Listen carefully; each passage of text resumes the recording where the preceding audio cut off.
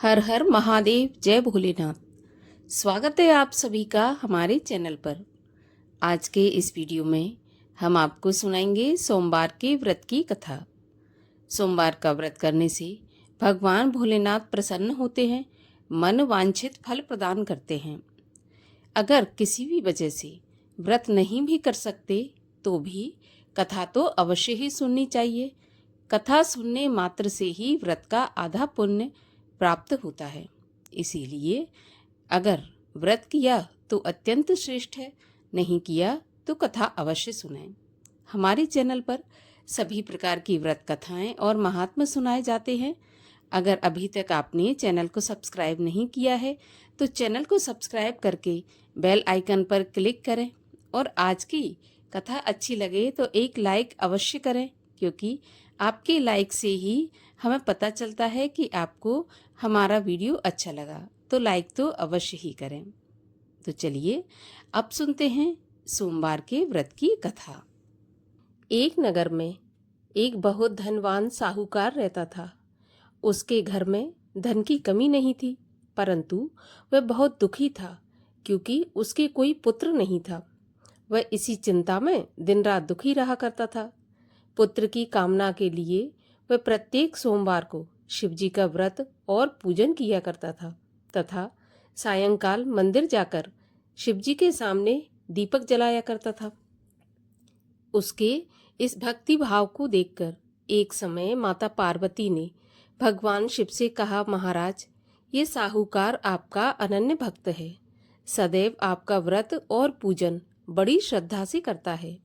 आपको इसकी मनोकामना अवश्य पूरी करनी चाहिए। शिवजी ने कहा, हे पार्वती, ये संसार कर्म क्षेत्र है। किसान खेत में जैसा बीज बोता है वैसी ही फसल काटता है। उसी तरह मनुष्य इस संसार में जैसा कर्म करते हैं वैसा ही फल भोगते हैं। माता पार्वती ने अत्यंत आग्रह पूर्वक कहा कि प्रभु, जब ये आपका अनन्य भक्त है और अगर इसको किसी प्रकार का दुख है तो उसे आपको अवश्य दूर करना चाहिए। आप तो सदैव अपने भक्तों पर दयालु रहते हैं और उनके दुखों को दूर करते हैं। यदि आप ऐसा नहीं करेंगे तो मनुष्य आपका पूजन तथा व्रत क्यों करेंगे? माता पार्वती का ऐसा आग्रह देखकर भगवान शंकर कहने लगे, हे पार्वती, इसके कोई पुत्र नहीं है। इसी चिंता में यह बहुत दुखी रहता है। इसके भाग्य में पुत्र ना होने पर भी मैं इसको पुत्र प्राप्ति का वरदान देता हूँ, परंतु वह पुत्र केवल 12 वर्ष तक ही जीवित रहेगा। इसके पश्चात वह मृत्यु को प्राप्त हो जाएगा। इससे अधिक मैं इसके लिए कुछ नहीं कर सकता। माता पार्वती और भगवान शिव का ये वार्तालाप वह साहूकार सुन रहा था। इससे उसको ना तो प्रसन्नता हुई और ना ही दुख हुआ। वह पहले की तरह शिवजी का व्रत और पूजन करता रहा। कुछ समय के बाद साहूकार की स्त्री गर्भवती हुई और 9वें महीने उसके गर्भ से अति सुंदर पुत्र उत्पन्न हुआ। साहूकार के घर में बहुत खुशी मनाई गई, परंतु साहूकार तो ये जानता था कि उसकी केवल 12 वर्ष की ही आयु है, इसलिए उसने अधिक प्रसन्नता प्रकट नहीं की और न ही किसी को यह भेद बताया। जब वह बालक 11 वर्ष का हो गया तो बालक की माता ने उसके पिता से उसका विवाह करने के लिए कहा। साहूकार ने कहा, अभी मैं इसका विवाह नहीं करूंगा, मैं अपने पुत्र को काशी पढ़ने के लिए भेजूंगा। साहूकार ने बालक के मामा को बुलाकर उसको बहुत सा धन देकर कहा, तुम इस बालक को काशी पढ़ने के लिए ले जाओ और रास्ते में जिन जिन स्थानों से भी जाओ तो यज्ञ करते हुए, ब्राह्मणों को भोजन कराते हुए और दक्षिणा देते हुए जाना। अब दोनों मामा भांजे यज्ञ करते, ब्राह्मणों को भोजन कराते तथा दक्षिणा देते हुए काशी की ओर चल पड़े। रास्ते में एक शहर पड़ा। उस शहर में राजा की कन्या का विवाह था, परंतु जो राजकुमार विवाह करने के लिए आया था वह एक आंख से काना था। उसके पिता राजा को इस बात की चिंता थी कि कहीं राजकुमार को देखकर राजकुमारी या उसके माता पिता विवाह में किसी प्रकार की अड़चन पैदा न कर दें। जब उसने सेठ के अति सुंदर लड़के को देखा तो मन में विचार किया कि क्यों ना द्वाराचार के समय इस लड़के से वर का काम चलाया जाए। ऐसा मन में विचार कर उस राजकुमार के पिता ने उस लड़के और उसके मामा से बात की तो वे राजी हो गए। फिर उस साहूकार के लड़के को दूल्हे के कपड़े पहनाकर और घोड़ी पर बैठाकर कन्या के द्वार पर ले गए। सभी कार्य प्रसन्नता से पूर्ण हो गए।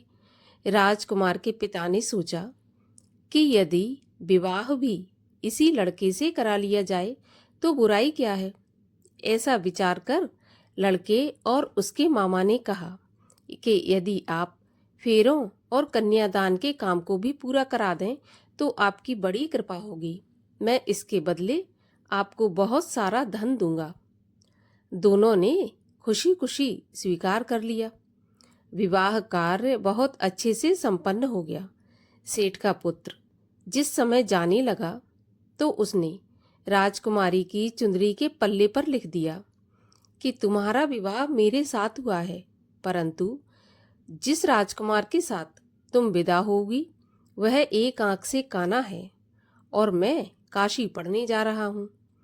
सेठ के लड़के के जाने के बाद राजकुमारी ने जब चुंदरी पर ऐसा लिखा हुआ पाया तो उसने काने राजकुमार के साथ जाने से मना कर दिया। उसने अपने माता पिता को सारी बात बता दी और कहा कि यह मेरा पति नहीं है, मेरा विवाह इसके साथ नहीं हुआ और जिसके साथ मेरा विवाह हुआ है वह काशी पढ़ने चला गया।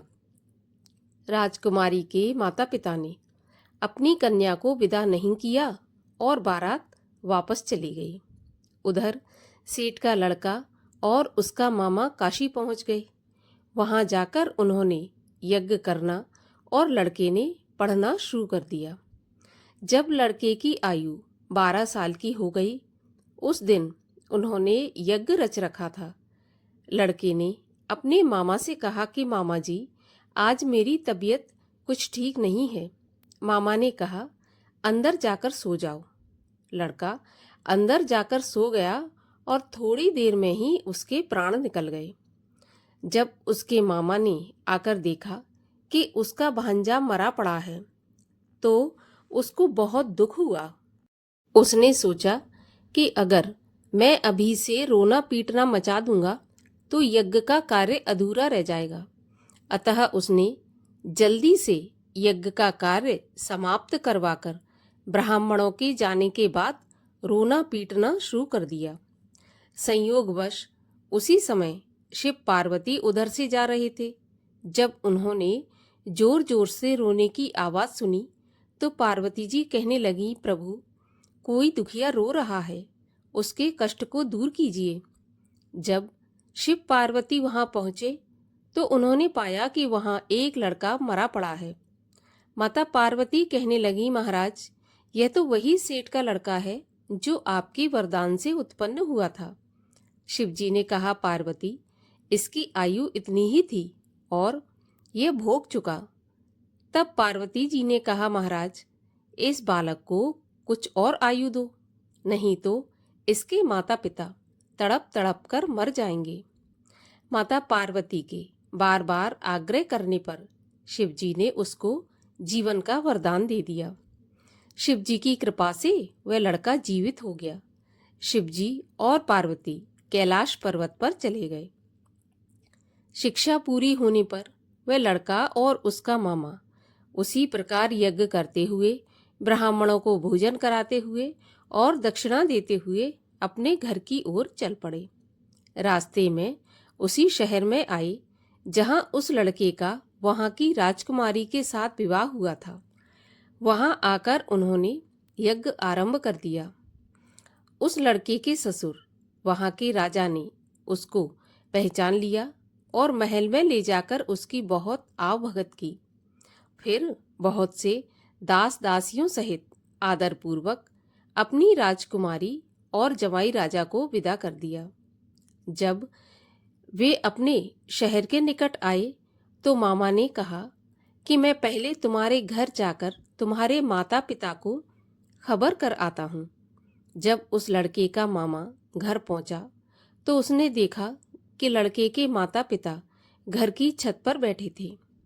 उन्होंने प्रण करके रखा था कि यदि हमारा पुत्र कुशलता के साथ वापस आ गया तो हम राजी खुशी नीचे आ जाएंगे, नहीं तो छत से कूदकर अपने प्राण दे देंगे। उस लड़के के मामा ने आकर जब यह समाचार दिया कि आपका पुत्र आ गया है तो उनको विश्वास नहीं हुआ। तब मामा ने शपथ पूर्वक कहा कि आपका पुत्र अपनी पत्नी और बहुत सारा धन साथ लेकर आया है। तो सेठ को बहुत प्रसन्नता हुई। सेठ सेठानी आनंद पूर्वक नीचे आए। बाहर आकर उन्होंने अपने पुत्र तथा उसकी पत्नी का भरपूर स्वागत किया। सभी प्रसन्नता के साथ रहने लगे। जो भक्त सोमवार के व्रत को धारण करता है अथवा इस कथा को पढ़ता या सुनता है, उसके सब दुख दूर होकर उसकी समस्त मनोकामनाएं पूरी होती हैं और इस लोक में नाना प्रकार के सुख भोग कर अंत में सदाशिव के लोक को प्राप्त होता है। भगवान शिव की आरती। ओम जय शिव ओमकारा, स्वामी हर शिव ओमकारा, ब्रह्मा विष्णु सदा शिव अर्धांगी धारा। ओम हर हर हर महादेव। एकानन चतुरानन पंचानन राजे, हंसासन गरुणासन वृषवाहन साजे। ओम हर हर हर महादेव। दो भुज चार चतुर्भुज, 10 भुज ते सोहे, तीनों रूप निरखता त्रिभुवन जन मोहे। ओम हर हर हर महादेव। अक्षमाला वनमाला मुंडमाला धारी, चंदन मृग मद सोहे, भोले शुभकारी। ओम हर हर हर महादेव। श्वेतांबर पीतांबर बाघांबर अंगे, सनकादिक ब्रह्मादिक भूतादिक संगे। ओम हर हर हर महादेव।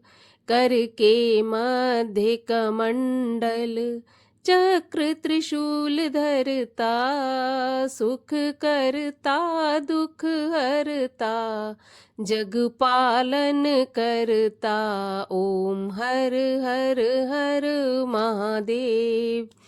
ब्रह्मा विष्णु सदा शिव, जानत अविवेका, प्रणवाक्षर के मध्य ये तीनों एका। ओम हर हर हर महादेव। त्रिगुण स्वामी जी की आरती जो कोई नर गावे, कहत शिवानंद स्वामी मन वांछित फल पावे। ओम हर हर हर महादेव।